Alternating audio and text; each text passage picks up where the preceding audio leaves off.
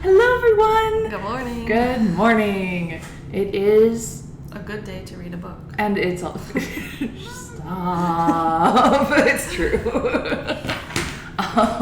So, welcome. This is the Addison Public Library's Twitch channel. My name is Courtney, and this is Rachel. Yeah. Name tags on my pass. I noticed that. Yeah. It's like one of those, like, it's too warm, but it's too cold, and it's just too much. So we are both teen librarians at the Addison Public Library, and we do Twitch streams almost every week. It depends on a lot of things. So there you go. Oh, we have the time. When we have the time. And we have the time and the space today. The room that we normally stream on has been under construction. We now have a new TV. It's over there. But it has firmware update notices on it, so that's why we're oriented this way. So, yeah. All right, so we're doing something a little bit different than we've done before. Normally, we talk a lot about books, but this time, we're going to talk about books. It's going to be so good. And we didn't practice that. We're spilling some tea. We're going to tell it like it's tea. So we have 4 books, and we're going to tell you the whole story of the whole books. So these are full spoilers. So if you don't want to hear the spoilers on any of these, we'll see you next time. Hey. But if you do, honestly, these books are super, super old, except for this one. So I guess just to preview, what we have in the docket is we have The Haunting of Hill House and Frankenstein, and I have The Phantom of the Opera. And I also have Dracula. Right. So if you want to read these for yourselves, and you don't want spoilers, maybe skip this one. But honestly, we're not going to be doing absolutely everything. We're telling it like it's tea, it's gossip. Yeah. So it's going to be... You should still read the books if you hopefully this is going to be entertaining, because I think it's going to be entertaining. Actually, like, going through this, I've never actually, like, fully read either of these. Or maybe it's been, like, a long time. And I still haven't. Yeah, but, like, now I'm like, oh, maybe I'll just, like, actually read it. Yeah. Like, it's kind of fun. And we're not going to have, like, tons of the details of, like... this person said that, or this, and that sort of thing. It's more of like a brief overview, but done very snarky. Yes. So, ready? Shall we go? Yeah. Do you want to go first, or me go first? I don't care. All right. Well, let's jump into. So, The Haunting of Hill House. This is a book written by Shirley Jackson. And it was originally published, I think, in 1959. So this is probably this has to be the most recent. This is definitely the most recent of the books. Apparently it inspired a Netflix series. Yeah, which I still have not seen. But Yeah. I want to. I don't, because I don't like scary things.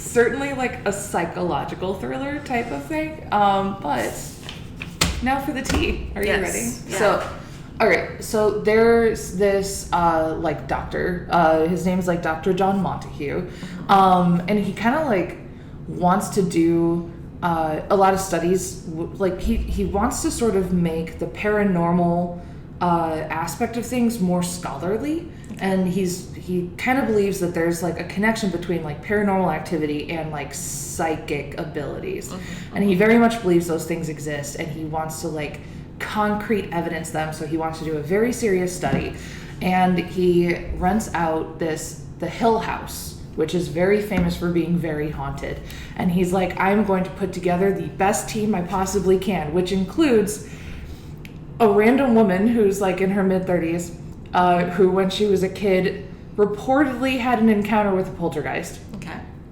And also another random woman who it may or may not have psychic abilities. Okay. That's it. Anyway, so the woman who had the encounter with the poltergeist, her name is Eleanor, and then the psychic woman is named Theodora. Okay. But then the people who own the house, they don't live there, they own the property in the house. The woman is like, you can rent out this place so long as, one of my family members is around to make sure that you're fine and everything. So she sends along her nephew Luke, who is supposedly, reportedly, a liar and a thief. Perfect. And they're like, well, he's not going to be able to steal from me, so send him in. There's nothing to steal. So this really focuses, like, everything happens around Eleanor. So she's really the main one. Okay. So Eleanor has been living with her mom during the last few years of her mom's life. She's really been taking care of her mom. She's the youngest of the family. And after her mom died, she moved in with her sister, who, like, really treats her like the baby sister. So she's got some insecurities there for sure. Like, she feels like she's, never had a chance to be independent. Everybody treats her like she's a baby, like she never got to live on her own, all these things. So she finds out that she's going to be part of this study, and she's really excited. But everyone else is like, this is a bad idea. Why would you do this? Because why would you do this? Anyway, like, it has nothing to do with you being young. It has everything to do with, this is not a good idea. Yeah. But she takes that as an insult, so she steals her brother-in-law's car and drives herself out there. As babies will do. As they do. So she shows up at this house, and immediately she's just like, this place ain't great. Like, it is scary. Like, every instinct in her body is like, run away. And she's like, no, I'm a big girl. So they told me I couldn't do it. Now they couldn't. I have to. And even the house is telling me not to, and I'm going to do it anyway. So she stays. She shows up. She meets the caretakers, which are her husband and wife, who are like the crankiest, meanest people ever. And they're just like so put out that she's there or that they exist at all. So they show her to her room, and they're like showing her a few things, and they're just like, hey, okay, so as soon as it's dark, you should not leave this house. Like, you should leave now. Like, honestly, you should not be here at all. But like, no matter what, don't leave the house when it's dark. And she's like, okay, but if you need help and stuff, like, or if I need help, you'll be there. And they're like, no. They're like, we're not staying here. We're going home. And she's like, oh, but you'll hear us if, like, we scream. And they're like, no. No one will. You are nowhere nearby anybody. You can scream all you want. No one's coming. And even if they hear you, they're still not going to come. And we're definitely not going to come. So she's like, great. So she's getting a bit nervous. Then Theodora shows up, and immediately the two women are just like besties. So Eleanor sees Theodora, and she's just like, this woman's cool. She's like independent and awesome and so very interesting. I want to be like her. So she velcros onto Theodora, and the two of them start joking. They're like, we could be cousins. He he he he he. Just like a little bit really named after the Roosevelts. Yeah. So common malady. So she finds, or they become friends, and I think a lot of it was they're just so relieved that there's somebody else there and they're not alone, and that's nice. And while they're kind of getting together, then eventually Dr. John Montague, so the doctor, and Luke show up at the same time, and they all find their way to dinner because that's the time it is. And while they're going, they're like, this house is nuts. It makes no sense. It's really hard to navigate around. It's the doors automatically swing shut behind them, which is spooky.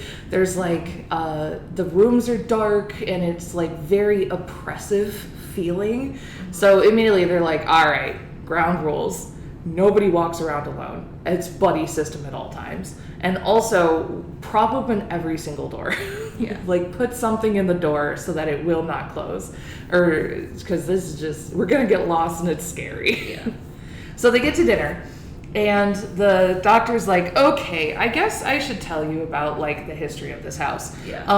But, I just want you all to know, please don't be scared, because the last person who, was living here, and they, fleed the house at night, specifically at night, that guy, and it was horsey times then. He's like, that guy rode his horse and into a tree and was crushed against this oak tree, and he died. And they're just like, okay. Don't panic. Rule number 1. Yeah, so what's the history of this house? The house is 80 years old. This guy, Hugo Crane, built this house, and he built it intentionally to be like a maze. It circles and circles and circles. It's supposed to be really hard to navigate. Why? I don't know. That sounds horrible. But this guy was like, my dream home. Tragedy struck real fast. His wife never even got to see the house. The carriage that she was in flipped over in the driveway, and she died before she even got into the house. Okay. Hugo Crane, being incredibly heartbroken, decided that, he was going to raise his 2 daughters in the home, and, that he did. So these women grew up there, and they lived there, and after he died, fought viciously over who was going to own this house. It eventually went to the older sister, who lived there alone, but she took like this woman from the village, like to be her companion, and just like friend lived there with her and stuff. They were roommates. And when the woman died, the sister died, the older sister, when the older sister died, the younger sister didn't get the house because the older sister willed it to her friend. Yeah. Which I'm sure went over very well with the younger sister, who started a smear campaign against the lady, and got the whole village against her too. And they were already like, oh, there she is with all her heirs living in the mansion, So they were like, you manipulated this woman into liking you and all this stuff. So very tragically, she climbed her way to the tallest turret of the house, and a rope and a short stop ended that struggle. But the house still did not go to the younger sister. The house went to the caretaker's family, who now currently owns it. And Luke, who's now in this thing, is the nephew of the people who own it. Okay. Yeah. So, and he's set to inherit it when, they all off they go. So the younger sister's still just out there somewhere being mad. The house was built 80 years ago. Oh, so she's probably maybe died. I think so. Causes, yeah, I think at least. Yeah, probably. Okay. Or very close to it. Yeah. I don't think this is like a weird Moriarty thing. She's not still trying to get it. I don't think so, unless her spirit is, which maybe. Okay. Yeah. So people have lived here every so often, or they've rented it. Yeah. Nobody's lasted long. Sure. Some people have fled. Other people have ridden a horse into a tree. All sorts of things. So now that we've got the history of this house, not great. Now begins the investigation. We want to prove that there are actually spirits here. Yeah, but it's we specifically want to prove that it's connected to psychic events and things. So it's how they're doing this, I genuinely have no idea. I'm not sure they have any idea. Because a lot of this turns into focusing around Eleanor. Yeah. So in a lot of ways, girls, so they start looking around. And they're finding that the doors are swinging shut even though they were propped open. And the professor was just it's fine. It's just drafty. Yeah, it's the house was built weird. It's okay. Yeah. And then there's one night where Eleanor's in her room and she starts hearing a lot of creepy noises and stuff. So she gets scared and she goes over to Theodora's room, who's right across the hallway. And they're both in there. And there's all of a sudden there's banging, there's a wind blowing, it's they're getting, the room is assaulting them. And they're both screaming. But Eleanor's you're being such a baby, it's not a big deal. I'm girl, you went to her room. Yeah. What's going on? But also Eleanor's surprised that Theodora is seeing these things as well. Okay. Which is interesting. Oh, I'm not crazy. Yeah, she's oh, it's not just me. Oh, interesting. Which means that why would she automatically think it's just her thoughts? Yeah. So they're screaming, and then the men come in, and they're just what's wrong? And the girls did you not hear all this stuff? And they're no, there was a figure or something in the hallways. We were chasing some sort of animal. We were doing a whole thing. Yeah, there was a whole other thing going on over here. And, but it was not talked about. Okay. Because Eleanor was no, but me. Yeah. And they're walking around and they're exploring some more for over a week. They're exploring. They find a cold spot, so a spot in the house that is strangely freezing. Yeah. They find that there's a nasty smell in the library, which is very unfortunate. Yeah. Because libraries great places to be.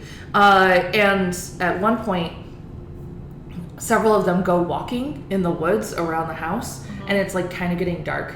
And while they're walking, it's getting darker and darker, and it's like creepy.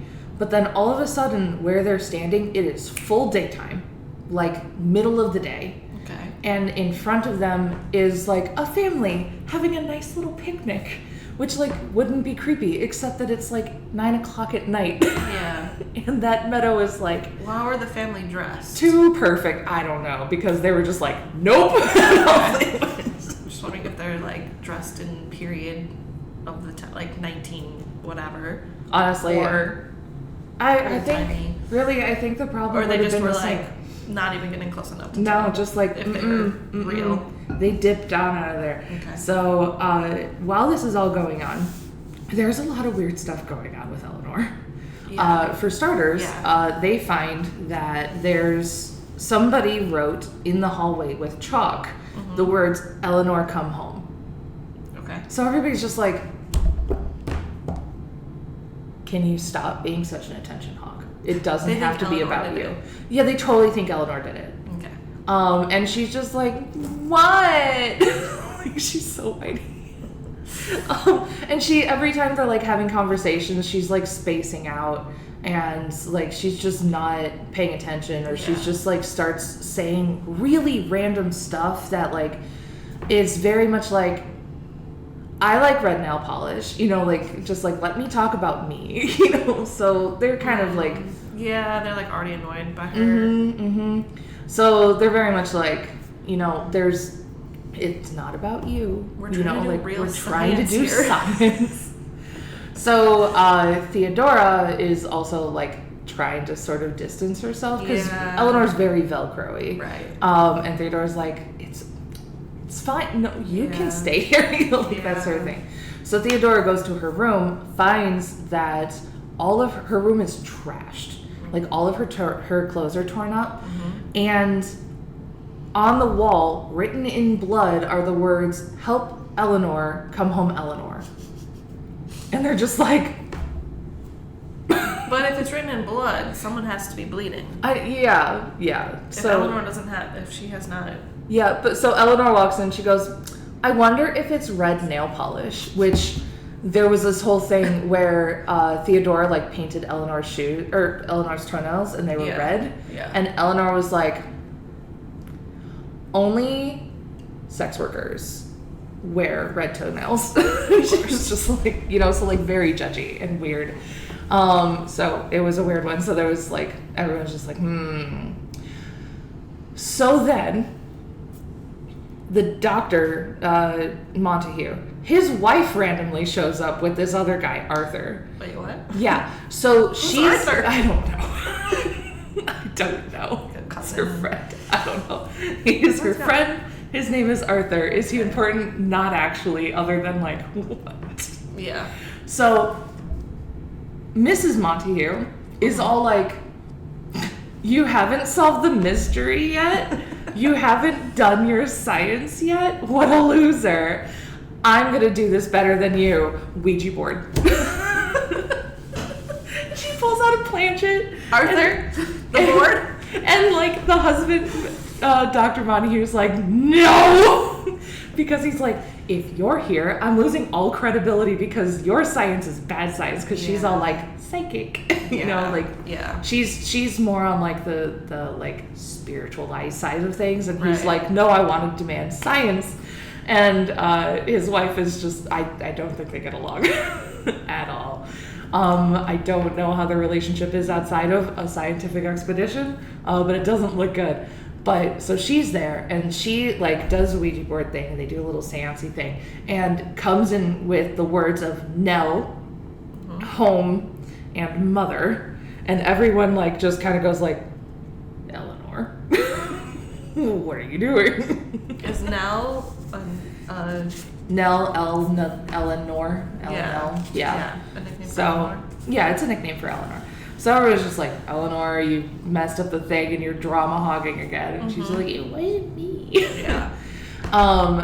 So Mrs. Montague and Arthur are like, you know what?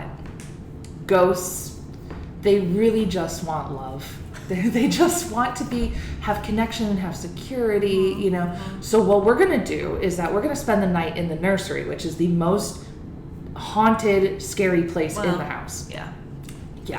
Makes sense. And she's like, I'm gonna commune with the spirits, and I'm gonna make sure that they feel safe and everything. So they go, and they're off on their own. The rest of them are just like, how about we like stay in the same room tonight? Like, we're not comfortable being in our individual rooms. There's been enough scary stuff happening, and it's just not great. So throughout that night, like, they get so haunted.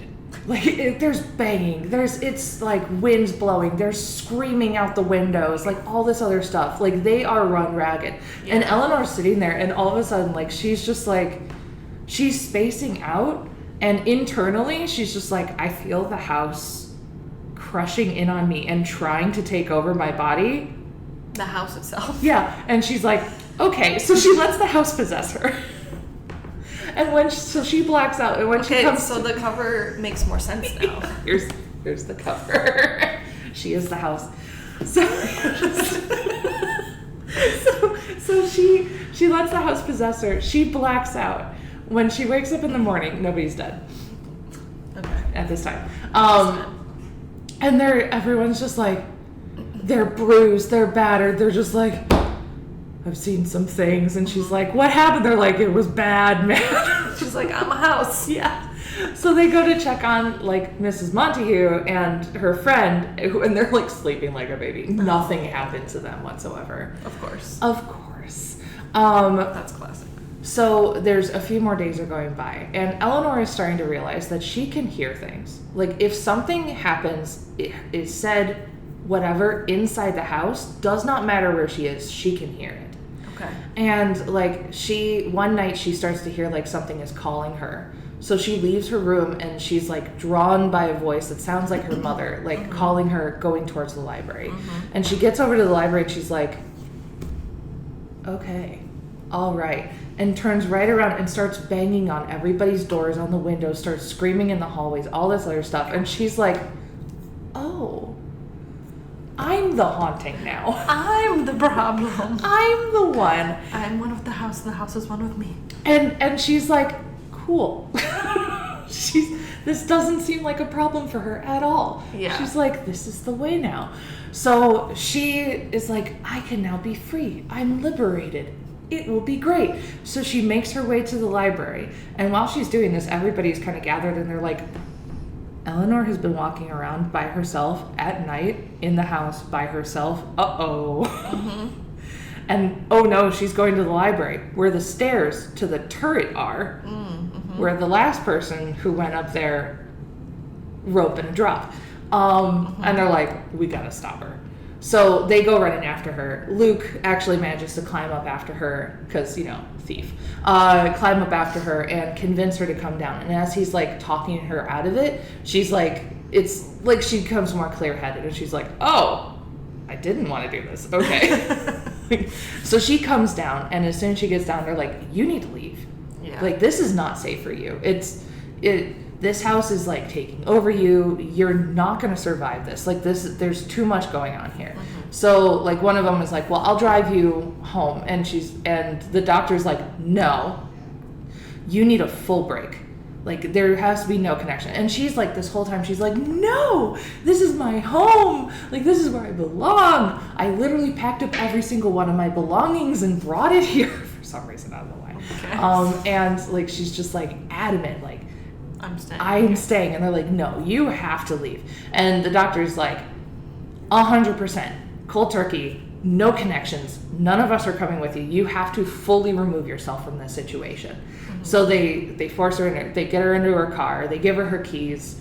She turns on her car. And as she's driving away, the house. What happened? Well, the house. And she's, you know, like, she's just not, like, fully in control of herself. Yeah. As her foot presses down on the gas. And just as she is driving, she is thinking, wait, why am I doing this? Why is nobody stopping me? as she smashes into the same tree. The same tree. And does not make it. Yeah. So very shortly after that, the expedition concludes because that didn't go well. Dr. Montague wrote a whole paper about the entire experience. Okay. He is thoroughly ridiculed. Okay. Nobody has believed that this is the scientific discovery of a lifetime. No. And Eleanor went home to wherever home is. And that is the haunting of Hill House. Right. Quite the ending. Yeah, there you go. Yeah, I do want to watch the show. Yeah. I'm interested how they... I mean, like, you know, it's not hard to make a haunted house movie. It's like to make the scary feelings. Yeah. Just like a door slamming or whatever. Mm-hmm. Like, yeah. I was talking to somebody and they said that there's a really cool scene where... Because is there a movie too, or is it just a series? I think it's a series, but there was like this one and another one by the same creator. I don't think they're related, but like... Yeah, like have some sort of connections. Yeah. So, they were saying though that there's a scene where like there's the shadows on the walls, and you know, like when it's dark and stuff, you kind of like make images of stuff. There's a part where like the shadows on the walls make like an like a face kind of shape. It's not like pointed out like there's a face, but it's like you see it and you kind of like see her perspective, and they said like that was really well done. Yeah. So if you like those things, there you go. There's a lot more like in the book, obviously. Yeah. That was just the gossipy overtell, but Yeah. So there you go. There's the Haunting of Hill House By Shirley Jackson. by Shirley Jackson. All right. All right. Well, let me tell you a tale of Frankenstein by one Mary Shelley. Love ourselves a Mary Shelley. Love ourselves a Mary Shelley. So Frankenstein, the way she has written it is a guy is writing letters to his sister, telling the story. So we are reading the letters. Okay. And in the letters, he's like, this other guy is telling me a story. So it's like several layers removed, which lends to the like Hearsay of it all. Nice. So it starts off with our guy Walton, who is leading an expedition into the North Pole. He wants to find like the Northern Passage. Okay. And he's writing letters to his sister. So letter number 1, preparing for my expedition. Here's why I want to do it. I want to discover new territory. Letter number 2, I'm very lonely. I'm way smarter than the rest of the crew. No one's my friend. I think I know why they're not your friend. Letter number 3. Okay, we're setting sail. It's all gonna be fine. Clear eyes, full heart, can't lose. It's good. Letter number 4. The ship has stalled. Oh no. And we see a guy, maybe, out in the distance. I don't know. Like could be anything. In the water? Like off on an ice floe. We just see a guy. Okay. Anyways, I'll check back in tomorrow. Next day. Okay, we see a different guy now. And this one's like kind of waving us down. We're gonna rescue him. So there's 2 guys? There's 2 guys. Okay. The guy yesterday was maybe like not a guy. Oh, like maybe it was something else. All right, I'm not gonna lie. We're already at the point where I'd just be like, bye. So we brought this new guy on board. He was on like a sledge with the dogs, but all the dogs except one had died. He's about to die. He's very weak. He's very fragile. He's like saying all sorts of things that we don't quite know what he's talking about. We're gonna nurse him back to health. And you know what? He actually had a story to tell me. This man's name is Victor Frankenstein. Never heard that name before in my life. Victor Frankenstein. So in letter number 4, he just like goes on to like, here's the story that Victor told me. Okay. So now we're from like Victor's perspective. Right. Victor's like, I had a lovely childhood in Geneva with my childhood friends Elizabeth and Henry. It was great. I was always curious about life. One time I saw lightning destroy a tree. That's cool. How fascinating. That's cool, bro. And father taught me about electricity. I wonder if I'll do anything with that. Anyways, when I turned 17, I went away to university. But right before that happened, my mother fell very ill. Oh no. And And on her deathbed, she begged me to marry Elizabeth, this family friend that we kind of adopted. We're not related, although maybe we're cousins. The story varies here. Yeah. Yeah, it was not great. But anyways, I had to go to school. Now I'm in school. I've decided to learn about the secret of life, chemistry, anatomy, death and decay. How does life form and how does it go away again? Sure. That's what I'm studying. Mm-hmm. I've discovered the secret of life. A spark. I've discovered what gives us life. Wow. I'm going to make a guy. Okay. So, in my student housing. Yeah. In my student housing. I slowly, over months, gathered the necessary parts, like literal human parts. And yes, he is anatomically correct. He is 8 feet tall, and all of his parts are the right size for how tall he is. How? Okay, so he got various different parts. Yeah. From various different humans. Or yes. Okay, but they're all anatomically correct, which means that he had to have access to multiple 8 feet tall humans. That's what it seems like, yes. Okay. Anyways, the guy I built was so ugly. I had to sleep in the other room. I was like, I can't be near this guy. Okay, so not a plastic surgeon. No. Okay. But he's awake. He's alive. And he came into my room and was like, hey. So I ran away. I left him in my student housing, and I was like, I gotta go. That place is now haunted. I went into town, and guess who was there? My good pal Henry. Oh, conveniently. Conveniently. Henry's like, my dad finally let me also go to university. Oh. I don't have to like run the family farm or whatever. Hooray. Good So job. I was like, good job, hey, Henry, you want to come back to mine? We can catch up. I can show you some things I've been working on. So we went back together. 'Cause I was like, okay, Henry will give me strength. We went back. Monster's not there. Uh-oh. At this point, I'm now calling the guy a monster. Just full and I immediately felt ill. I was like distraught. I got a fever. I was puking, and luckily Henry was there to nurse me back to health. Aw, how nice. While this was happening, our other childhood friend Elizabeth sent me some letters. She's like very worried about me. She wanted to let me know that actually another family friend, Justine, has just moved in with her. So she's like, everything's fine here. Justine moved in. We're all good. We're roommates. It's great. Were they roommates? They were roommates. They were roommates. Maybe, briefly. We're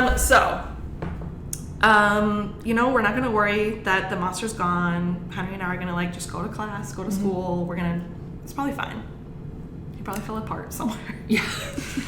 Ooh. Not great workmanship there. As I'm in class, I'm just like thinking about it. I'm obsessing over it. And like, honestly, school's just too hard. So I'm writing a letter to my dad. Can I come home, please? School's too hard.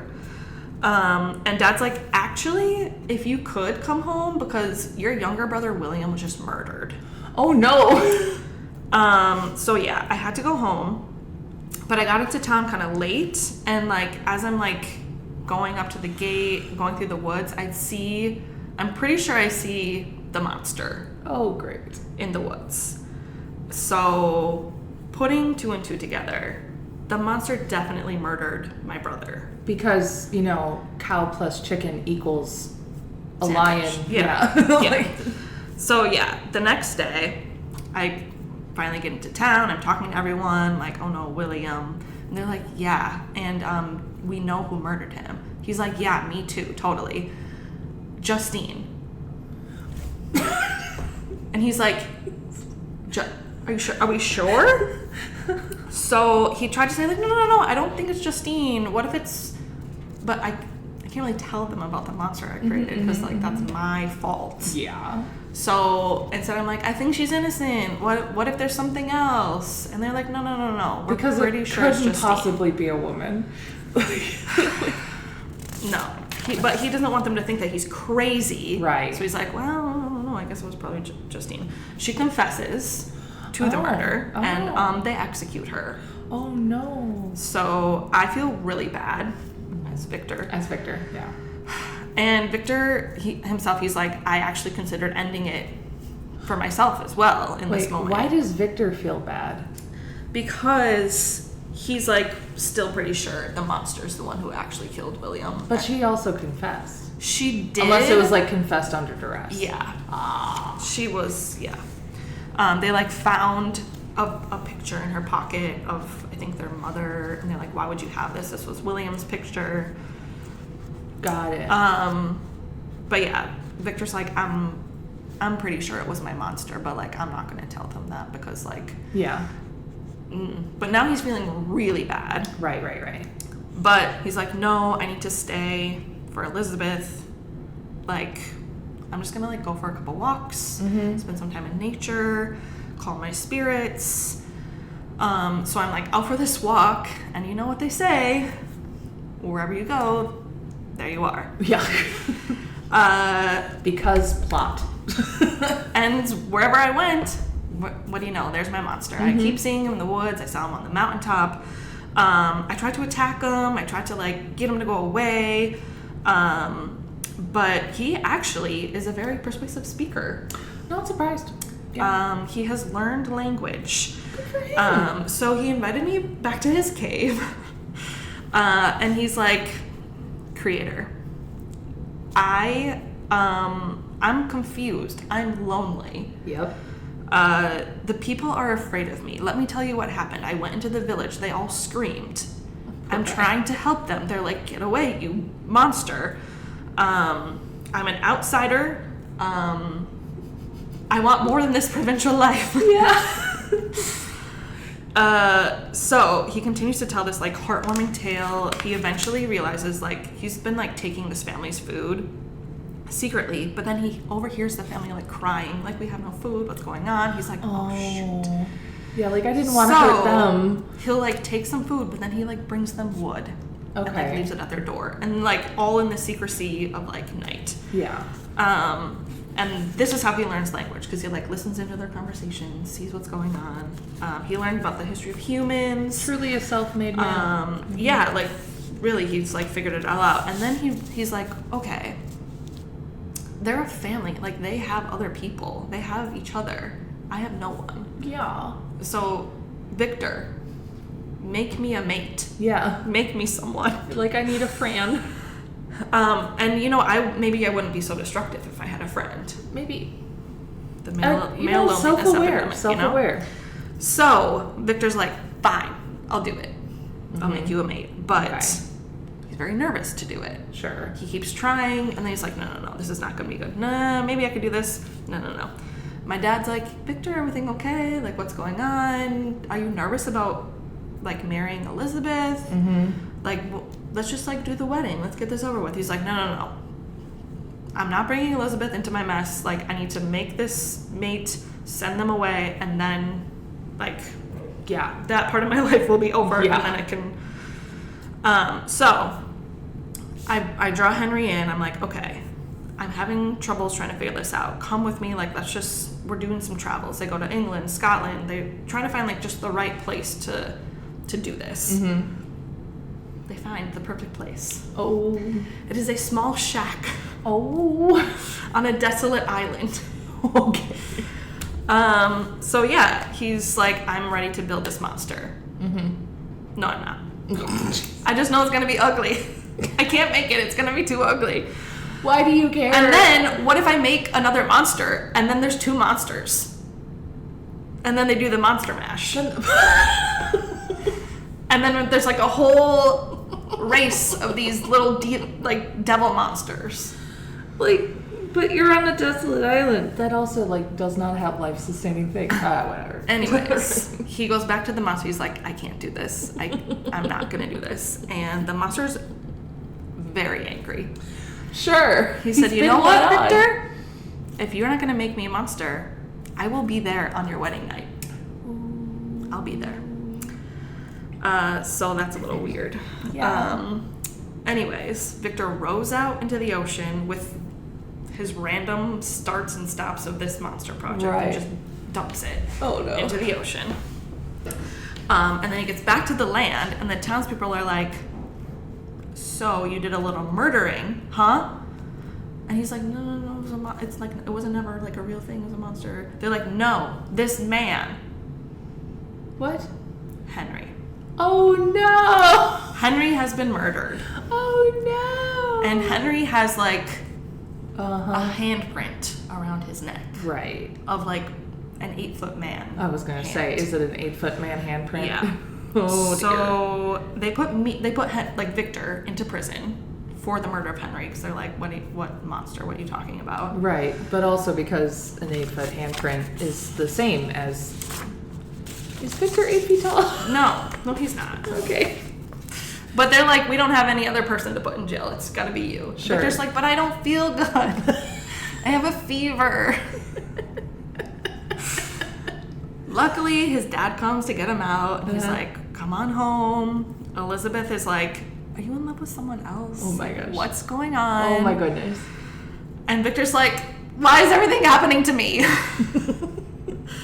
Let's get married. Wait, isn't he in prison? No, his dad gets him out. Oh, right. Okay. Yeah. Sorry. Clicked his out dad's of that like, one. I'll just take him back to like our family house. House arrest. He won't bother you over here anymore. House arrest. Okay. So they're like, a wedding will like boost everyone's mood. We'll all feel better Sure. if Elizabeth and I just get married. Yeah. It's all gonna end one way or another. The monster did say he would be there on my wedding night. So, on their first wedded evening, Victor's like, Elizabeth, darling, I have one last thing I need to do before I go to bed. Why don't you go into the room? I'll wait out here. Mm-hmm. Thinking like the monster will come and like one way or another, we're gonna finish it. Yeah. So he's waiting. And then he hears his wife scream. Oh no. And he opens the door and the monster has killed Elizabeth. Oh, that's sad. Yeah. So he goes back home to dad. And he's like, oh. Yeah. And he's like, hey dad, once again, everything happens to me. Mm-hmm. My wife is dead. And his dad is so sad. He dies 3 days later. Oh no. He's like, okay, I think it's time that I tell the officials that there's a monster loose. Yeah. And they need to be like hunting for this monster who has now murdered my wife, my best friend, my brother, Justine, my dad, like all these people. Right. The officials are like, what are you talking about? Mm-hmm. No. Yeah. There's not. No. So. Well, there's also, we're just not fully sure that the monster killed his brother. It could have been Justine. It could have been, but probably it was the monster. Yeah. Well, Victor's pretty convinced. At any rate, Victor is like, I brought him into this world, and I'm going to have to take him out of this world. Right. So he's tracking the monster. The monster is like headed north. He's tracking him. He sees him. Mm-hmm. And the monster's like, yeah, I killed your brother. Okay, all right. I took the picture and I planted it on Justine. Oh, okay, all right. So he's like, ah! But that's when the story connects back up with Walton. He's like, and that's when you came by, and I wasn't doing so great. Walton, will you murder my monster for me? And then it cuts back to Walton, Walton's narrative to his sister. He's like, what a crazy story, huh? I bet this guy was really fun before he really went off the deep end. He seems like kind of a fun guy. Dude's a little wackadoodle. Yeah. My crew is like, let's go home. We're stuck. We're cold. There's maybe a monster out there. Yeah. Victor's like, no. We got to keep going. We are now hunting a monster together. We're the monster hunting crew. And they're like, sure, buddy. Yeah. And then he's like, hold on a minute. Something's happening. Oh. And he comes back. He's like, so that monster was really ugly. Anyways, Victor died. Oh no. And the monster's like, just leave me alone. I'm just gonna walk off the edge of the earth. And they're like, cool.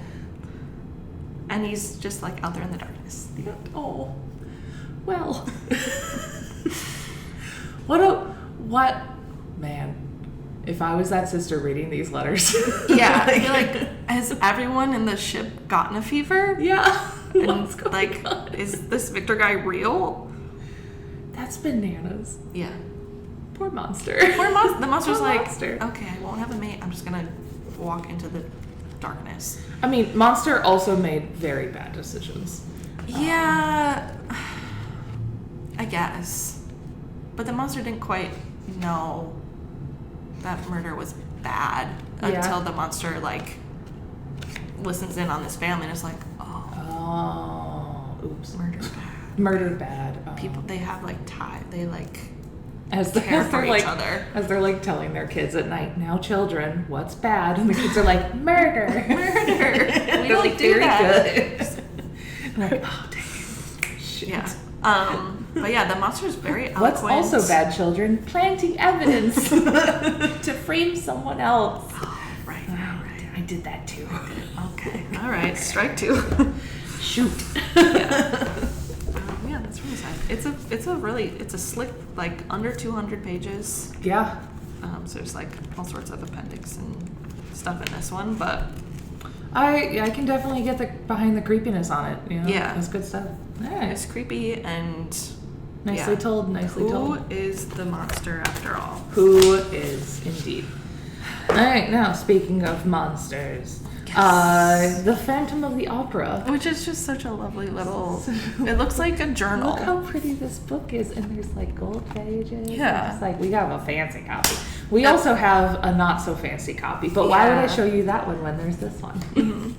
So once again, full spoilers as I tell the entirety of this story. I'm also gonna rearrange some bits because that will make it better. Yeah. Anyway, all right. So you know the Paris Opera House. Yes. You know that it's haunted. Sure. Of course. Yeah, because honestly, I mean, like they're just built on like catacombs. It's well, yeah. Anything in Paris is definitely haunted, but also like every theater apparently is haunted. So theaters are always haunted. There's like all these superstitions and stuff. So in particular, the ghost that haunts the Paris Opera House is like, and like people have seen it. Apparently, it's like so haunted that like people have seen it. Like the dancers have seen it. Like the stave or like this guy like Joseph. He's like the chief stage machinist. So he makes like everything go up and down and like does all the sets and stuff. He's seen it. So like people like know what this thing looks like. So it's supposed to be like really like figure of a guy, lots of black, like cloaked. Supposed to be super ugly, like yellow skin, like a skeletal head. Apparently has like no eyes or nose. And then there's also reports of like a floating head on fire, like all this wild stuff. Like Ghost Rider. Like, yeah, a little bit, but like not like Fort Trostos, you know? But even then. So apparently though, this ghost also has a penchant for blackmail. Okay. So the directors of the opera house a while ago got like a copy of their terms and conditions that the ghost had in red ink had like added some addendums and these are like the things of like you will do this, like this is our contract to the place. Yeah. And the requirements from the ghost are you keep box number 5 reserved for the ghost. And like the boxes are just like, you know, like the fancy seating. Yeah. So those are high ticket costs. Yeah. So they're like losing money every so they're night. losing money on that. So the ghost is like, box 5, it's mine. Yeah. Also, you pay me 20,000 francs a month. What does the ghost need money for? I don't know. Good questions. For his cloaks. For his cloaks. And, you know, for his head fuel for, you know, restarting that fire. I don't know, man. It's wild. So the old directors go on for some time. I just an envelope with the cash. So apparently there's actually good question. There's an attendant of the box. Her name is Madame Geary. She like takes care of that box, and apparently like she'll hear the ghost like give demands. She never has seen him, but she'll hear him, and he'll be like, "I need a footstool," or like whatever. And so every month the directors give her the envelope with all the money in it, and she just puts it in the box. Gotcha. And it goes away. And it just goes away. Okay. Does he ever like cheese platter. I know. Yeah, right. Like, Just start asking for things. chocolates. Yeah. So the old directors are like, we're retiring. I don't know. They're just, it's wacky. And the new directors are coming in, and the old ones are like, hey, here's the list of rules. demands, and the new ones are just like, funny. They're like, no, we're in modern times now. We Like, don't do that. That's not how it goes. So the new directors are like, no, really? It's like, no. And the new ones are just like, good prank, Yeah. So while the new directors are settling in, that, like, stage mechanic that, like, who saw the ghost, Yeah. he turns up dead. Oh, no. Somebody discovers him hanging. We needed him. Yeah, somebody... Institutional knowledge. So somebody discovers him hanging downstairs, and when everybody runs down there to like see and everything, he's like laying on the floor. So like there were reports that he hung himself, but then there was no rope. Yeah. So that's weird. And then everybody's like talking about the ghost, and there's all this drama back and forth, and the new directors are like, shut up about the ghost. Like, you're just getting everybody scared. This is a stupid prank. We hate this. Right. Also, we're not reserving box 5 for a stupid prank. Like, so they sell it out. And whoever ends up going in that box to like watch the show, they're getting like harassed by some unknown voice that's just going like, it's occupied, get out. And they're because they're getting annoyed, they're causing a disturbance, which causes more things, and it's just stuff. Leaving bad Yelp reviews. Yeah, and like the new directors too are just like, this is some dumb prank. Oh, I know why. It's because the old guys want the box for themselves, and they're just trying to like, they're like trying to harass us and haze us and whatever. So they reserved box 5 for the old directors, and when the old guys didn't show up, they were just like, what's up? And the old ones are like, dude, we can't go in there. Like, no, that's the Phantoms. Yeah. So the new directors, and they're also not paying, obviously. So then they get a new set of demands. Okay. So a letter, and it's like... Is the attendant still attending? Okay, so because they're getting so annoyed with everybody talking about the ghost, they're like, look, if you start talking about this ghost and you don't have proof that you've seen him or anything like that, you're getting fired. Like, we're done with this. So they talk to Madame Geary, the attendant, and she's like, yeah, I've talked to him. He's got a great voice. Like, yeah, he's super polite. Like, he treats me well. He tips me. It's pretty great. And she's like, yeah, sometimes he asks for like a footstool, and that's for like his lady friend, but I never see her either. I don't know. But like one time she left her fan, and I like left it back in the box, and he like gave me a box of chocolates for that. That was pretty cool. And they're just like, proven. She's like, how? Yeah. So they're like, you're fired. And she goes, what? Okay. So they fire the attendant. Okay. So now they get this whole list of demands from the ghost, the phantom. And, as you can be surprised, box 5 is mine. Pay me money. Rehire my friend. Rehire Madame Geary. And also, I want Christine to sing the main part on the next show. Oh, now he's... Yeah, now he's like, I'm casting rights. And they're just like, no. Do they know Christine? Are they like... So we'll get into Christine in a second, because Okay. who is this Christine person? So Christine is like, she's not very well known, but when on the old director's last show, the person who was playing the lead got sick, and Christine was like her understudy. Okay. And she had just like this knockout performance, and so everybody really was just like, who is this girl? So she's up and coming, but also like the what's her name, Carlotta, was the one who like had the role to begin with. So with now these demands from the ghost, now the directors and also Carlotta are like, this is all like a controversy to get like, to get Christina on the stage, and like, no. So show goes on. Box 5 is filled. The directors sit in the box this time because they're like, bring it on. We're going to prove that nothing happened. Okay. They didn't pay. They not only did not rehire Madame Geary, but they hired a replacement for Madame Geary. Okay. And Carlotta's the one who's on the stage singing the main parts. Yeah. While this is happening, while she is singing in the middle of her performance, like, she makes this sound like a croak, and everyone's just like, that should never happen. Like, this woman voice. is a professional. Like, it just kind of like drops and croaks and stuff. And it's like, people are like, nobody could possibly have done that. Like, or she is such a professional. Yeah. There's no way she could have done that. Somebody sabotaged her. Yeah. And then, so everyone's like shock horror that happened, which apparently we're allowed to be incredibly outraged when somebody like drops a note. Yeah. But hey, here we are, Paris Opera House. So everyone is outraged for her, and it's all scandal. And then the chandelier drops and crushes and kills one person. Like in the audience?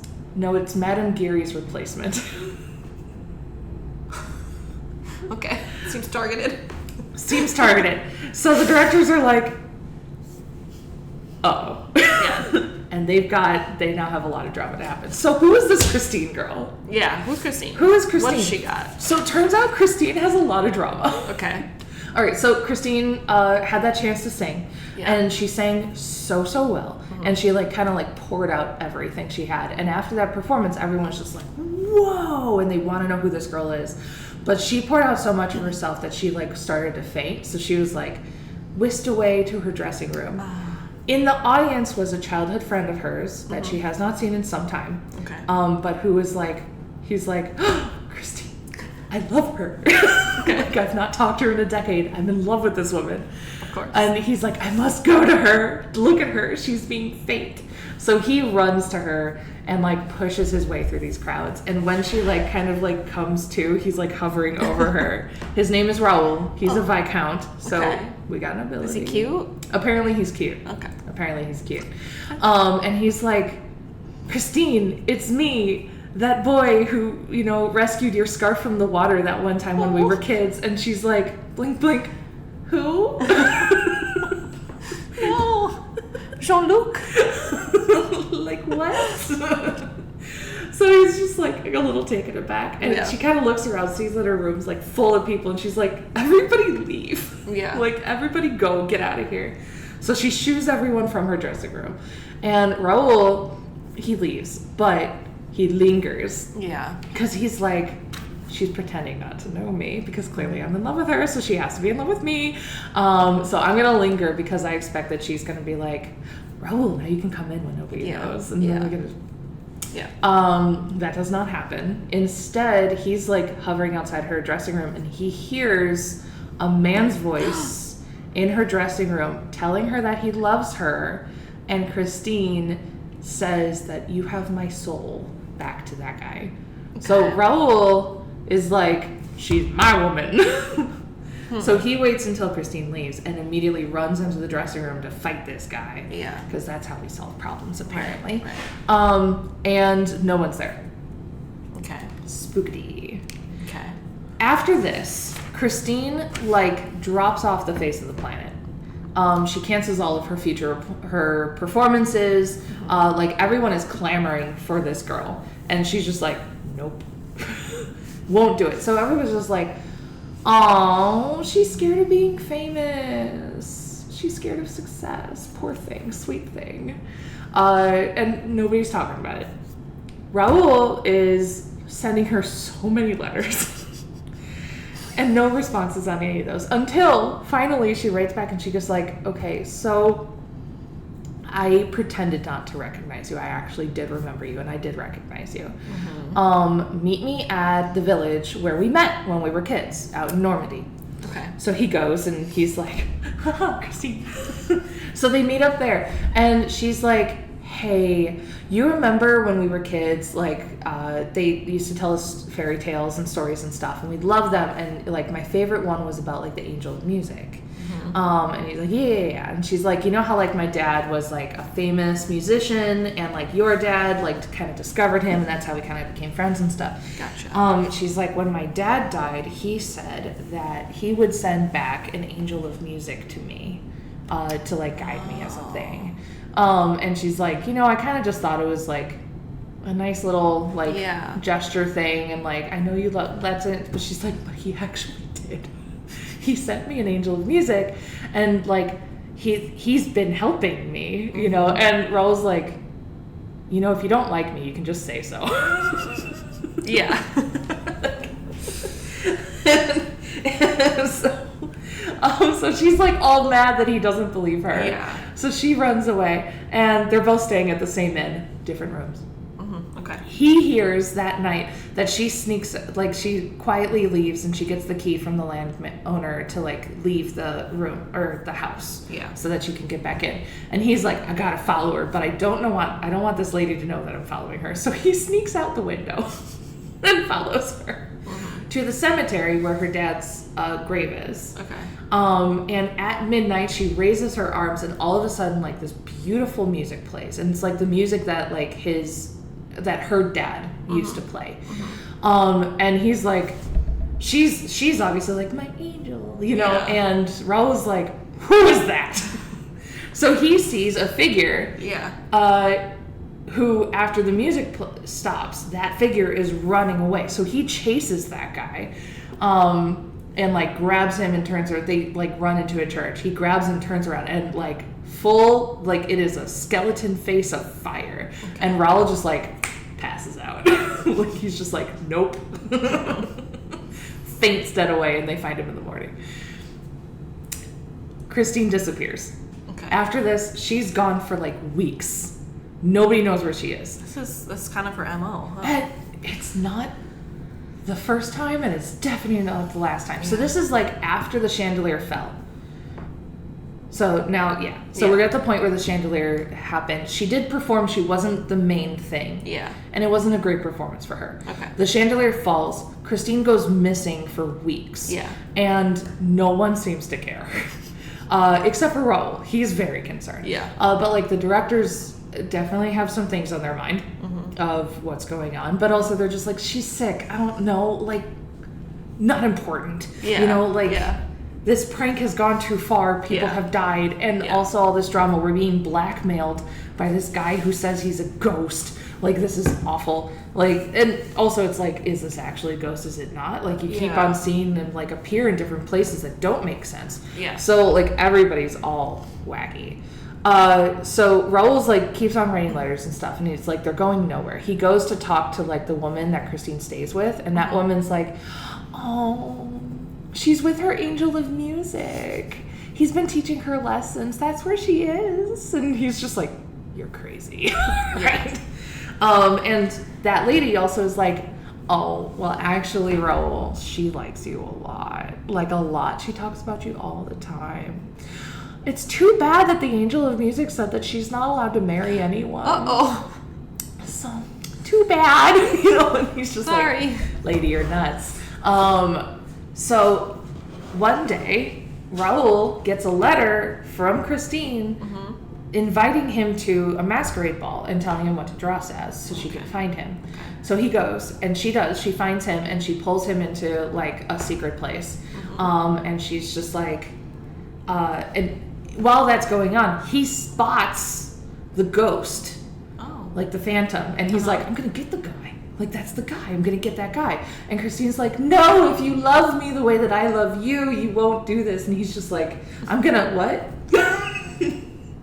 So she distracts him with that. And he also calls her on it. And he's just like, what's going on? Who do you love? Me or the angel? And she's like, it's not fair. It's not that simple. It's not that simple. So she kind of, like, foodles away. And he follows her back to her dressing room. Okay. And he, like, snoops the dressing room again and sees her in her dressing room, like, talking to the mirror as she goes, oh, poor Eric. now we have a name. Eric. Okay. So he hears her go, poor Eric, and then she walks into and through the mirror and disappears. Okay. And he's like, I'll never see her again. Like, she's gone. No one's gonna believe me. So the next day she shows up and she's got a ring on her finger. Oh. And he's like, what's that? And she's like, oh, it was just a gift. He's Don't like, worry about it. like a wedding ring. She's like, no, it's a promise. And like, no, it's. Okay. So they're meeting, and he's like, look, I'm gonna join an expedition to the North Pole. Oh, with Walton? Maybe for that. This guy's making choices. He's like, look, I'm gonna join an expedition for the North Pole in 3 weeks. I'm gonna leave. I don't know if I'm gonna survive. And she's like, I don't know if I'm gonna survive either. Does not question it. She's like, yeah, I also think I'm gonna die. Nobody knows. Yeah, like, well, and he's just like, okay. But she's like, I do love you. I'm not allowed to marry you. But we can be secretly engaged. And he's like, Christine. yeah. And he's like, okay. I like this. It's a good call. So they start dating. Oh my gosh, the French. So they start dating, but really, really badly. Yeah. It's because they like are dating in the opera, in the house. Oh my gosh. Where, you know, like the ghost is all the time, and where your angel of music can hear you all the time. Like, so he's gonna know, you know, and like, no, we've made the connection, right? That the ghost is also the angel of music. Yeah. Christine thoroughly does not believe that. So like at some point. She's like, I've got an angel of music. And there just so happens to be a ghost. I have a ghost, and I have Raoul. Right. So, but she's also acting really cagey and weird. Yeah. So, at one point, she grabs Raoul and takes him up to the balcony because she's like, he can't hear us here. Okay. Sure. How close is that to box 5? Sure. And it's not. But she's like on the balcony, and she's like, I need to tell you everything that happened during that time frame where I was gone for like 3 weeks. Yeah. The angel, she's like, I'm going to call him the voice, because if I say his name or anything like that, he's going to hear me and he's going to come. Okay. So we're going to call him the voice. She's like, after the chandelier fell, I went to my dressing room, and all of a sudden it was like a skeletal hand pulled me through, and like, it was like I was beckoned, and then I was like in like the underground catacombsy thing. There was this guy there. He took off his mask. He was horrendous. I passed out. Okay. And when I woke up, this guy was like attending me, and his voice was my angel. Okay. And he like took me, and we crossed like this underwater lake. And he took me to his like den house thing underground. And he's just like, sounds romantic. He is so romantic, and he's like, you can't leave. And she's like, oh no. You're super ugly and it's scary. And he's like, I love you. And she's like, ah! And he gets all mad, and he's like, I've been writing this like masterpiece of music and show and whatever. And he's like, nothing like that paltry opera nonsense. And she's just like insulted. But he's all mad that she doesn't love her and that she thinks that he's ugly. So he goes to pout. And while he's pouting, she like looks over the music. She's like, "Oh man, this is actually really good stuff. This is really good." And also, he does have like a really good voice. And every time he sings, I'm kind of into it. You know, like, I don't know. But she's like, I'm in love with Raoul. Yeah. And also, I don't really like being trapped here. It's not cool. What if I manipulate him a little bit? Okay.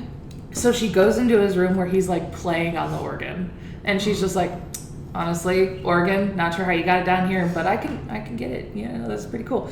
And she's just like, you're amazing, you're a genius, this is awesome and stuff. So he kind of comes around, but they're both like playing the manipulation game, and he's like, I'll release you in 5 days. Anyway, 2 weeks later. Gotcha. By this time, she's like, 1, my angel of music is an actual literal dude, and he's not sane. Yeah. 2, his voice is really good, and I still like it, and he definitely has like an influence over me. I'm kind of okay with it, but not. I don't know. Yeah. It's weird. 3, my angel of music is also the Phantom of the Opera. And is causing problems for everybody. Yeah. Uh-oh. But so he releases her on the stipulation that that he will visit, or she will visit him every so often. Okay. So that's where the whole, like, poor Eric, because his name is Eric, poor Eric, through the mirror, she went to go visit him then. So she's telling this all to Raul on the balcony. Yeah. Guess who's listening? Of course he is. Of course he is. So they get spooked because she's like, no, he's super ugly and I hate him. And that's where the Phantom's like, man, he just like cries and screams. So they run from there. While they're running, because they're being chased now, because she's like, this guy will kill us. Yeah. Like, he'll kill us.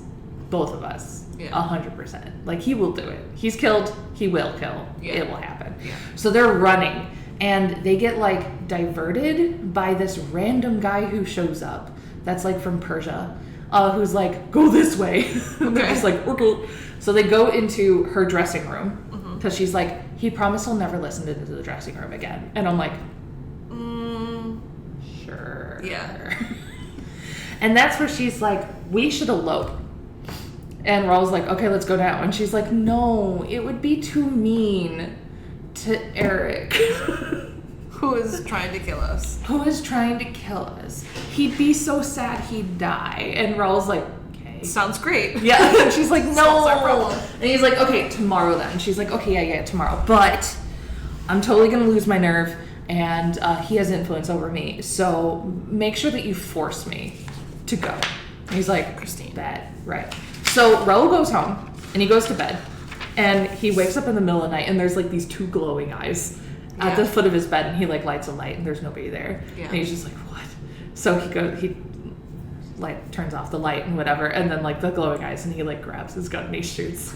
And when everybody like comes in and he's like, the ghost was here, like this guy was here, and they're just like, well, there's blood on the floor, interesting, but nobody's here. You must have shot a cat, like whatever. Sure. And he's just like, no, it's this. And everybody's like, you're crazy.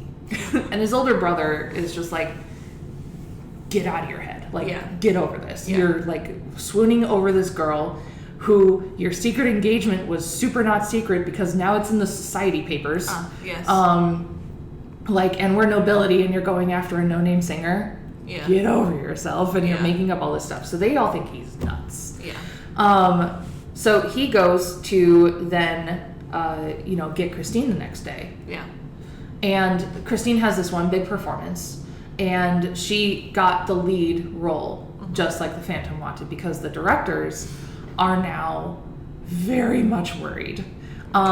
So she got the lead role, and she's doing the big performance and like the climax of the thing, and she's like on like a pulley system or whatever, like an angel, something like they like raise her up while she's singing like the climax note or whatever, and as soon as she hits it and stuff, the lights turn off and Christine goes missing again.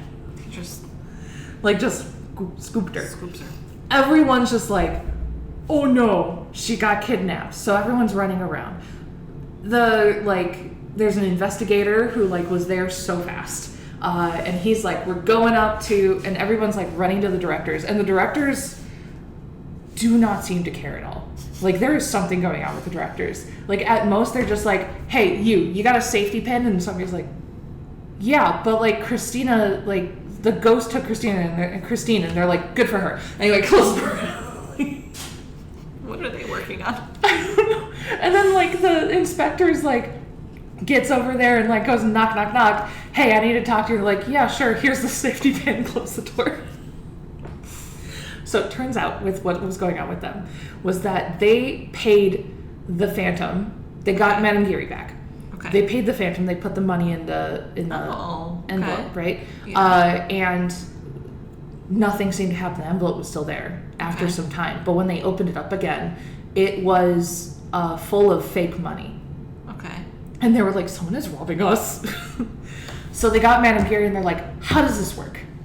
Like, figure it out. And she's like, well, he's super cool, and he also promised me to like make my daughter an empress. And they're like, what? Okay. And she's like, yeah, he pays me like 10 francs and all this stuff. And they're like, well, this envelope had 20,000 francs. And she's like, what? She had no clue. She didn't know. No, she didn't. But she's like, okay, so how it works is that like you would give me the envelope and the ghost would give me another one. I would put the one the ghost gave me into the box, and I would slip the one with the real money into one of the director's pockets. Okay. And then the ghost would pickpocket that pocket. Okay. So what that did then was like bring this whole suspicion between the two directors of like, well, you are actually scamming me. Yeah. Type of a thing. Yeah. So they were like, okay, we're going to prove it. We're going to tape the envelope. We're going to safety pin it to the inside of your pocket. Okay. And they're like, and we'll see what happens. Yeah. And that's when all this stuff is happening with Christine disappears. So they're working on their own little heist They're working project. on their own little heist project. And does the envelope go missing and the safety pin is still there? Yes. Of course. So they're like extra confused. Yeah. So eventually like the inspector's like, hey, she's missing. And they're like, what? Like, oh, again? Yeah. For real So this time? while all this hubbub is going on, that the guy from Persia grabs Raul and he's like, I know what's going on. I know who this guy is. I know who Eric is. Like, we have history. Okay. He kidnapped Christine. I saw him do it. We're gonna go get him. So Raul's like, let's go. So they find out that there's like all these like hidden passageways throughout the entire thing, because apparently Eric, he was born in France, but he like stuff happened. He real ugly, so he didn't get along well with anybody. So he moved to like Persia, and he became like an illusionist and like was actually like I think an assassin, and also like was very famous for illusions, but also like making torture chambers and stuff and all this wild stuff. Okay. So he like was connected with like the Shahs and sheiks and stuff, and like they didn't like him very much. So he left, went back to Paris, and was involved with building the Paris Opera House. Sure. So with doing that, he created all these little passageways and stuff. And the Persian man was leading Raul through all this stuff and explaining these things. And they're seeing like a spot where like, oh, that's where like the machinist died. And they find like the cord that would have killed him. Yeah. And they're like, the Phantom did it. You know, like, oh, now we have evidence on here. Yeah. All this stuff. So they get to a point where where the Persian man is explaining like, okay, there's different ways to get in there. There's like this lake that we could go over, and Raul's like, let's go there. He's like, no, there's a siren in there. It's a trap. What? Yeah, I don't know. He's like, we'll go this other way. So they go that other way, and it turns out that leads into a torture chamber, and Eric traps them in there. And it's like made out of mirrors and like some sort of thing where it's like there's like a light and mirrors, and it gets really hot, and it makes you feel like you're like in the desert, and all this wild stuff. It like messes with your head. Yeah. And there's like a steel tree in the middle of it, so that if you decide to, you know, end it, you could. So they're stuck in there, and while they're dealing with that whole situation, they hear Christine on the other side of the wall, and they're like, save us. And she's like, can't. He said I can't touch the keys. Sure. And they're like, but what if he did? And she's like, he would kill me. So at one point, like, Eric like goes to answer the door. I don't know. It's weird. There was a doorbell. He answered it. Sure. And that's where she's like, I'm gonna steal the keys. So she steals the keys. She goes to try and escape, or like to save them, but Eric catches her. Okay. And tells them,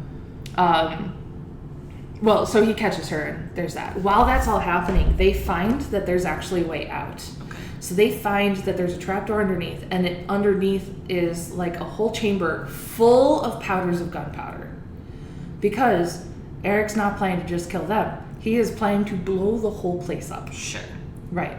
So they're like, uh-oh, this complicates things. And, all right, we need to play this well.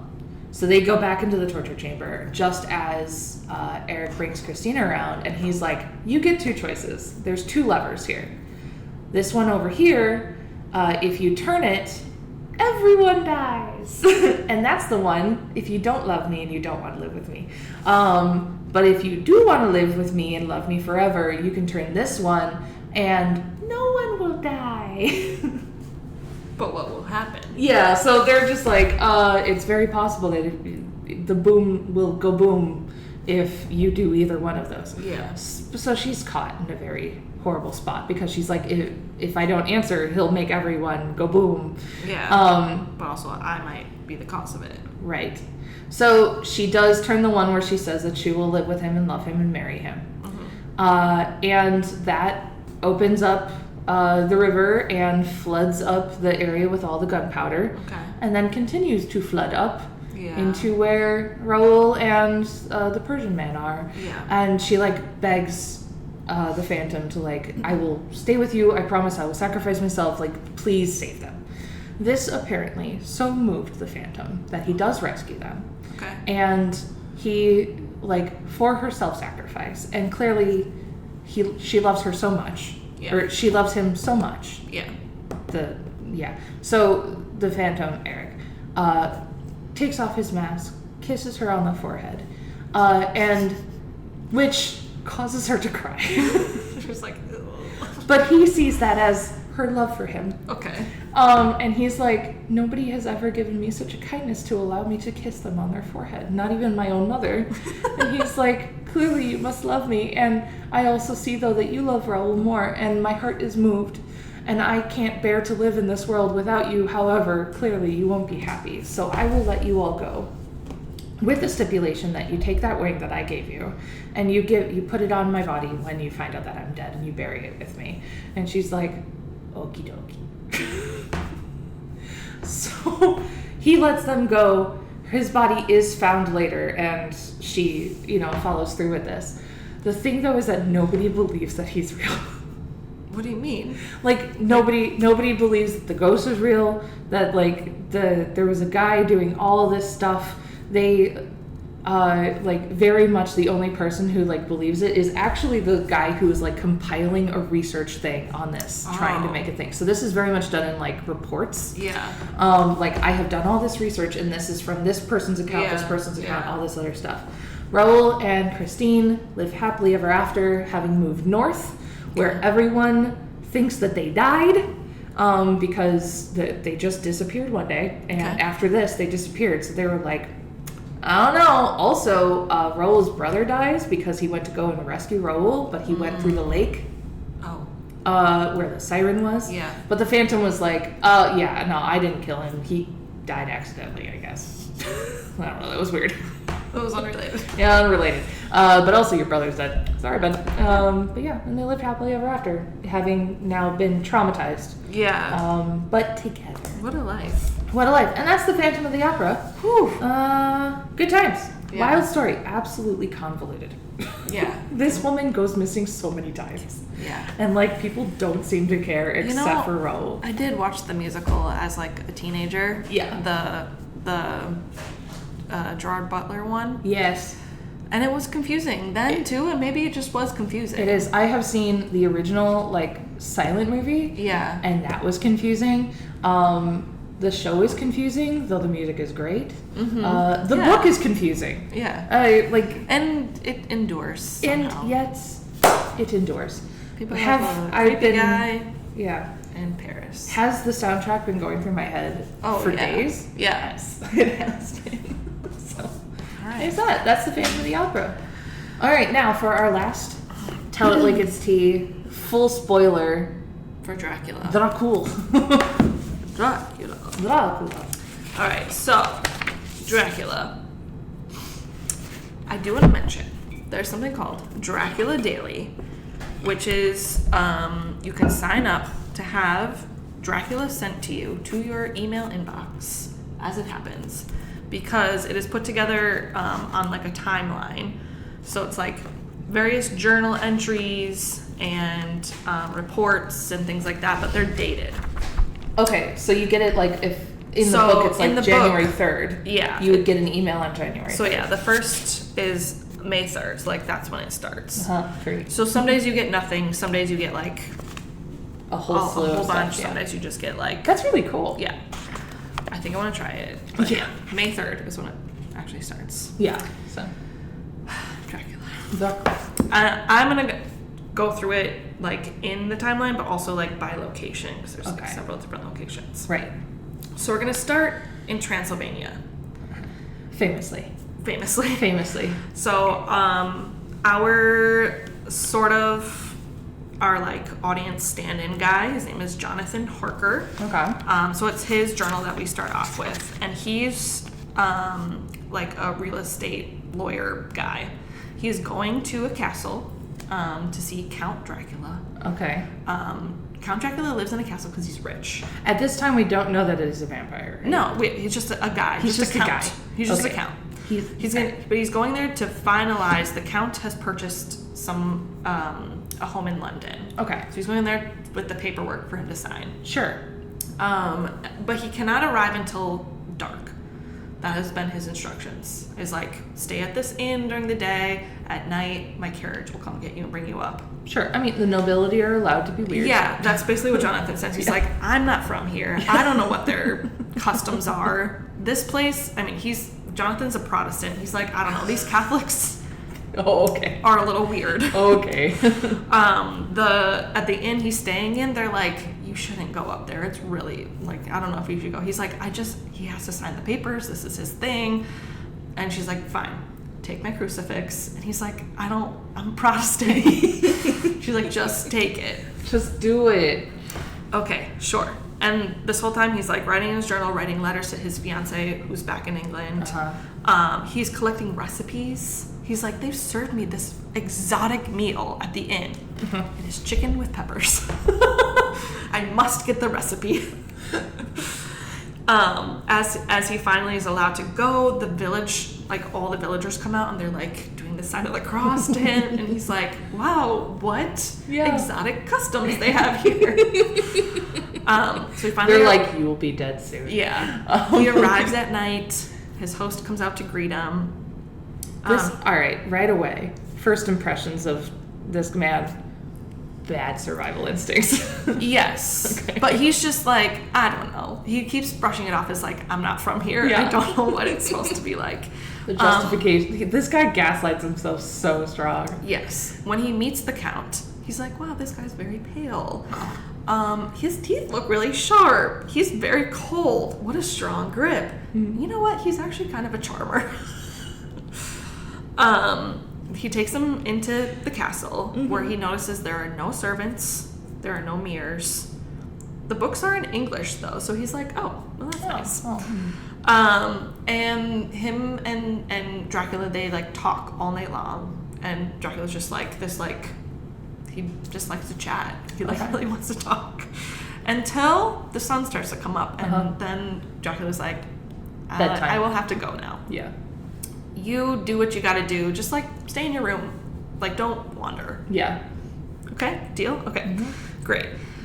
So then Jonathan is in his room and he's shaving and he nicks himself. Oh no. Shaving. And suddenly Dracula's there and he like lunges at him. And he's like, takes the mirror and just throws it out the window. And Jonathan's like, I was shaving. He's like, hey, okay. And like has to like kind of pull himself away. I'm enjoying this so much. Jonathan's like, I think that was weird. Oh. But he's still just like, I don't know. Was it weird? I think maybe it was weird. I don't know. Anyways. Various things like that keep happening where like they're up all night and then he has to leave. He's told not to go anywhere. He's like trying doors. He's like, why are they all locked? Mm-hmm. Am I a prisoner? Like what? I don't know. I really don't know what's going on. At some point, 3 women arrive. Oh. And Jonathan's like, do you live here? And they're like, what? You're so pretty. And they start to like seduce him. And he's not sure what's happening. And then the Count walks in. He's like, girls, what did I tell you? Not him. Oh. And he hands them a bag with a baby in it. Oh. And he's like, take it over there. Have it over there. And at this point, Jonathan's like, I have to go. I really gotta go. And Count's like, no, it's fine, it's fine. Jonathan is trapped. Uh-huh. Dracula leaves. He like escapes because Jonathan's about to be like, okay, something's really not right, and I got to figure this out. Yeah. So Jonathan's like, my host is gone. I don't know where those women went. At some point, he sees like a creature crawling along the side of the castle. He's at this point freaked out. Mm-hmm. He does eventually escape, but he ends up in a hospital, and he's a little like, he's rambling. Yeah. He's like, I don't know what happened. It was really weird. Something's going on there.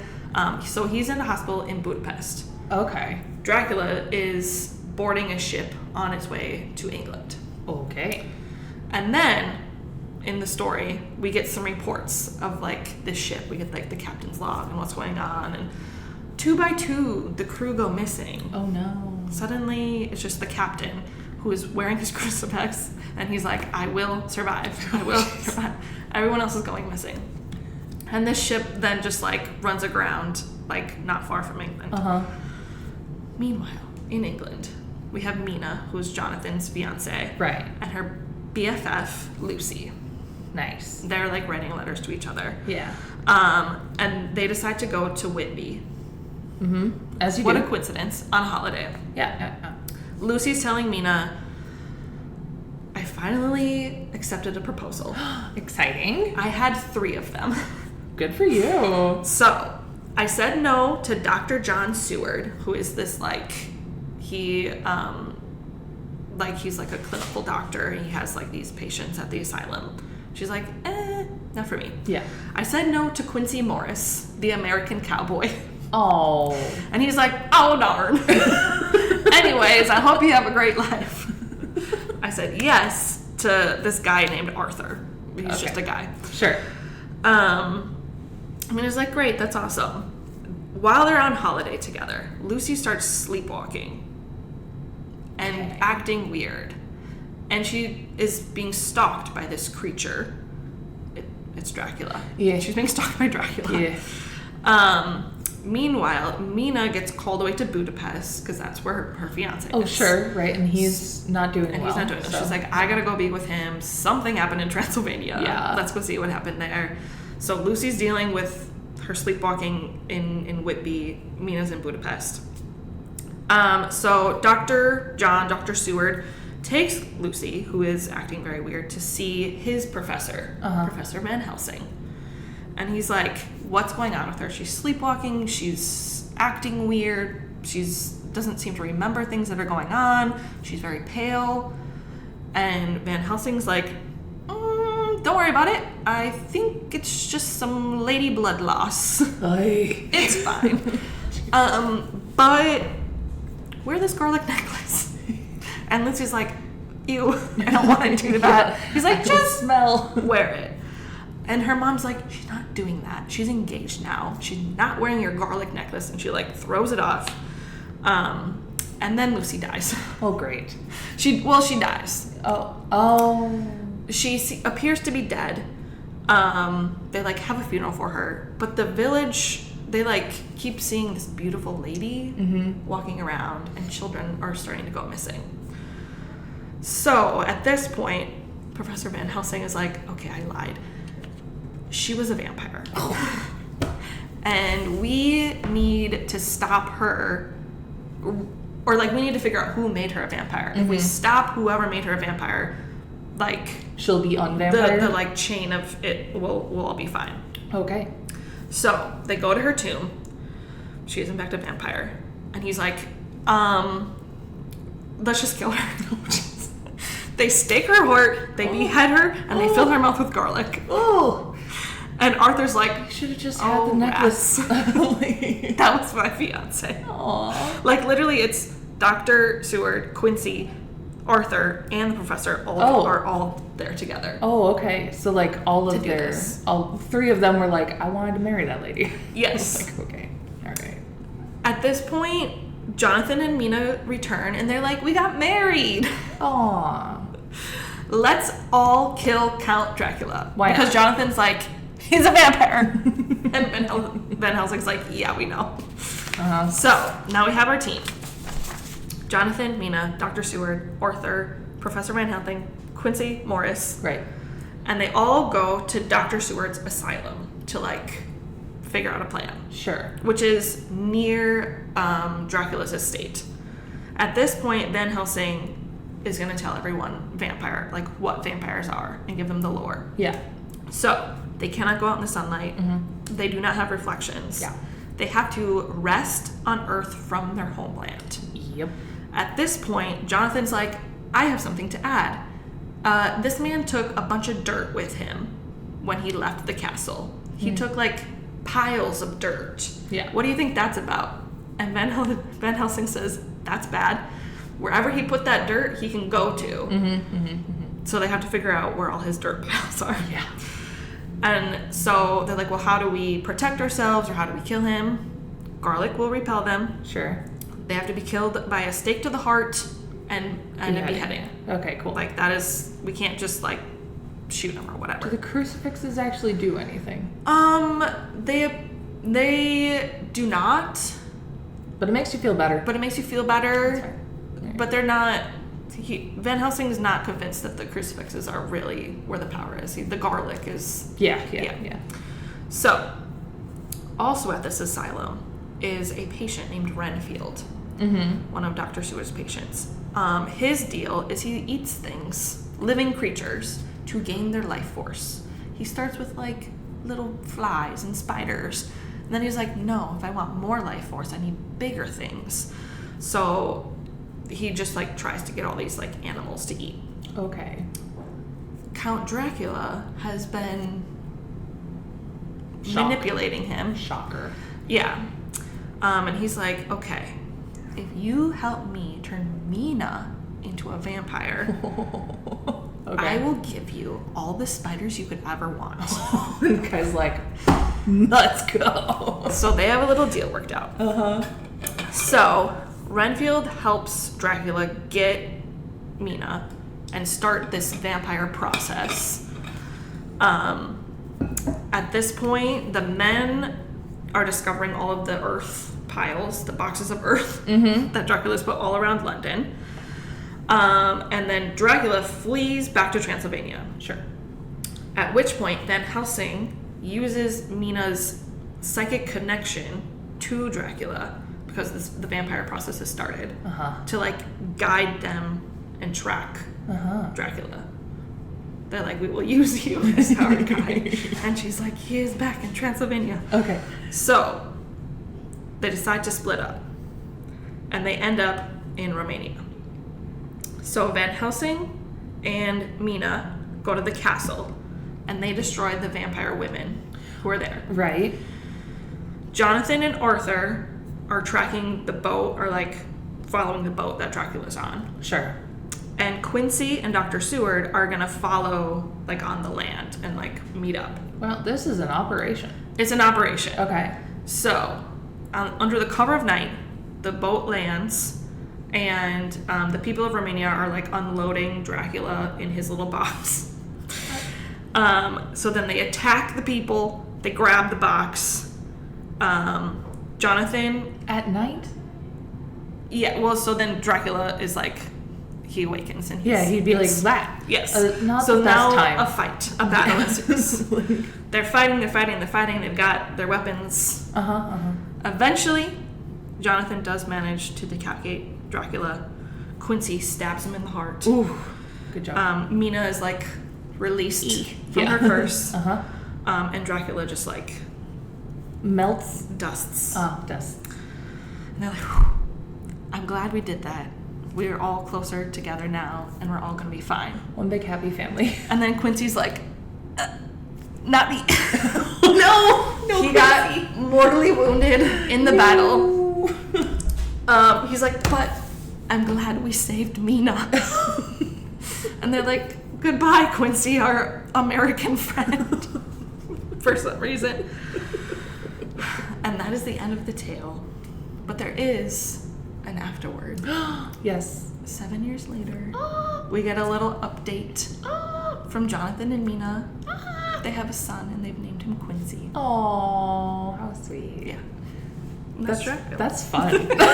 That's actually fun. that's like a fun time. It is a fun time. Nice. Dracula. Yeah. I want to read this too now. That sounds good. I'm gonna sign up for Dracula Daily. It's like ongoing right now because it's within the span of May to November of like a single year. It's like happens pretty fast. Yeah. That's really, really fun. Yeah. I wonder though if like in 7 years you would get like the epilogue. Oh, that's true. Like, that's pretty cool. How that works. Neato. Well, cool. So that was Tell It Like It's Tea, which I think I'm gonna chop it up into 4 different videos and put them onto YouTube over the next couple of weeks. Yeah. For October. Yeah. So yeah, thank you for joining us. I hope you had a good time with this one. I had a good time with this one. I had a good time. I think we'll do this one again. Yeah. With different books throughout the course of things. We'll add it into the rotation. We probably won't do 4 books. I think we do 1 each for a stream. But yeah. All right. Well, everyone, I hope that you found something that you kind of want to read. And now you have like 4 solid like classics under your belt to like enjoy. So thank you for joining us. I think we'll see you next time. All right. All right, everyone. Bye. Bye. And, I have to do this button. Bye.